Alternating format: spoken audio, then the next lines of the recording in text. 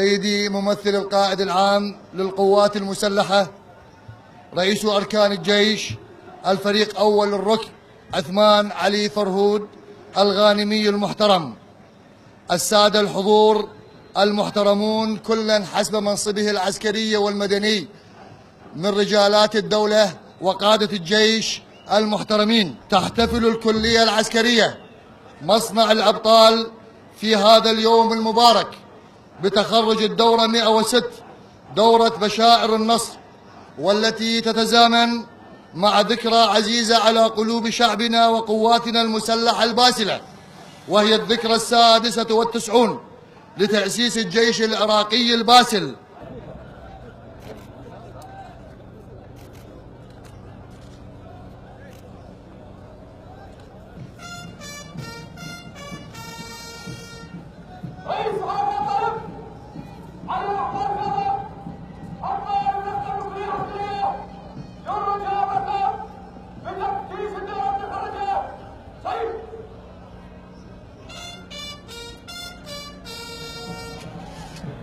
توجه الآن السيد ممثل السيد القائد العام للقوات المسلحة المحترم السيد رئيس أركان الجيش المحترم، يرافقه السيد عميد الكلية العسكرية لتفتيش الدورة المتخرجة السادسة بعد 100.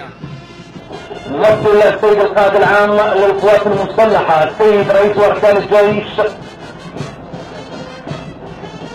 تفتيش الدورة المتخرجة بشائر النصر.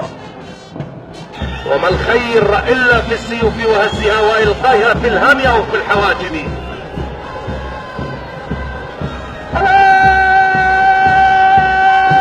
فوج الإمام موسى الكاظم تمر الآن سرايا فوج الإمام موسى الكاظم. هذا الفوج الذي ارتبط اسمه الكريم بأول فوج تأسس ضمن تشكيلات جيشنا العراقي الباسل. سرية طارق بن زياد تمر الآن من أمام منصة التحية. تحية إلى شباب سرية طارق بن زياد ضمن فوج الإمام موسى الكاظم. وها هي سرية صلاح الدين الأيوبي تمر من أمامكم سادة الأكارم. فهم شبابكم الغيرة، شباب نزلنا حومة المجد كلنا، ومن يهتدي للمجد ينتزع النصر.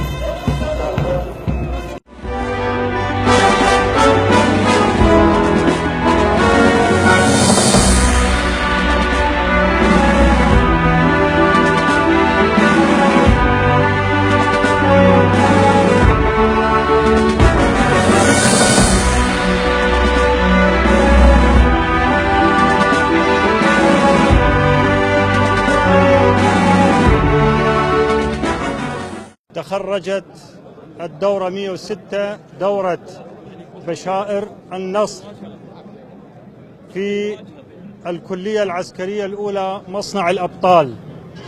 هذه المؤسسة العريقة التي انتهلنا منها الكثير والكثير، وتعلمنا الكثير والكثير، وطبقنا الكثير والكثير في الميدان. بالتأكيد سيكون لهذه النخبة الممتازة دور فاعل ومؤثر في رفد ساحات القتال، في رفد خنادق المعركة الأمامية اللي إخوانهم الآن تزامنا مع دورة بشائر النصر يتحقق إنجاز كبير جدا في محافظة نينوى في الساحل الأيسر، هو عبور نهر الخوصر هذا اليوم بسلام وأمان للقوات المشتركة في العملية. وبهذا الإنجاز الرائع يكون العدو قد انهار انهيار كامل إن شاء الله. بالحقيقة اليوم الكلية العسكرية احتفلت وبزهو بأن يكون لها ضباط أحداث سينتمون ككوكبة بطلة إلى الكلية، إلى الجيش العراقي الباسل، لكي يكونوا كتفا بكتف إن شاء الله مع إخوانهم في القوات المسلحة الباسلة لمقاتلة داعش ومن يساندهم إن شاء الله. أولا نبارك للجيش العراقي البطل في 6 كانون والذكرى 96 لتأسيسه. اليوم هذا الجيش الذي يقدم الشهداء ويقدم الجرحى والتضحيات كان له الدور البارز في تحرير أراضي واسعة. اليوم ثقة المواطن العراقي بالجيش العراقي أصبحت عالية، وأصبح اليوم يثق المواطن، وخصوصا المناطق التي تم تحريرها هناك استقبال. وهناك اليوم هذا التخرج طبعا يعطي دلالة كبيرة وعزم لجيشنا في محاربة داعش والقضاء على الإرهاب. بمناسبة الذكرى 96 لتأسيس الجيش العراقي الباسل، أتقدم بأحر التهاني والتبريكات لأبطال الجيش العراقي وللشعب العراقي. وأيضا هذه الذكرى تتزامن مع الانتصارات اللي حققها أبطالنا في سوح القتال، وخاصة في مدينة الموصل. إن شاء الله الأيام القادمة يتم الإعلان عن تحرير الجهة الشرقية أو الساحل الأيسر لمدينة الموصل بشكل كامل. مبارك للشعب العراقي الذكرى 96 لتأسيس الجيش العراقي الباسل البطل، هذا الجيش الذي كان ولا يزال يساهم في حماية وأمن وسيادة كل العراقيين. نبارك لطلاب الدورة 106 تخرجهم الميمون، والذين سيكونون سيوفا بتارة ضد التنظيمات الإرهابية، ونبارك لأهلهم هذا التخيرج، وإن شاء الله ستكون دماءهم الطاهرة والزكية مع دماء أخوانهم في المعركة، وسيدحرون الإرهاب معا. وإن شاء الله تضحيات الجيش العراقي لن تنتهي، وإن شاء الله من نصر إلى آخر. والله أجمل فرحة هي هاي اليوم، فرحنا بهم إن شاء الله، وإن شاء الله يخدمون الوطن بكل إخلاص بعون الله، وإن شاء الله أملنا بهم كبير، وإن شاء الله يحررون بلادنا من هاي العصابة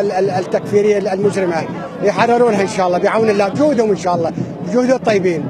أقدم أحلى التهاني وأزكى التبريكات للجيش العراقي الباسل بمناسبة 6 كانون تأسيس الجيش، هذا جيش المهمات الصعبة. وأقدم أحلى التهاني وأحلاها لابني بتخرجه من الكلية، وابن أخويا همينا وياه، إن شاء الله ينصر الجميع. احنا نبارك بالمناسبة هاي، مناسبة تخرج دورة 106 دورة بشائر النصر الأبطال، وإن شاء الله نزف تحرير الموصل بالكامل. شنو شعوركم اليوم انتم راح تواجهون سوح القتال؟ اكيد شعور مفرح انه راح نقاتل داعش، وان شاء الله ما لهم اي مكان.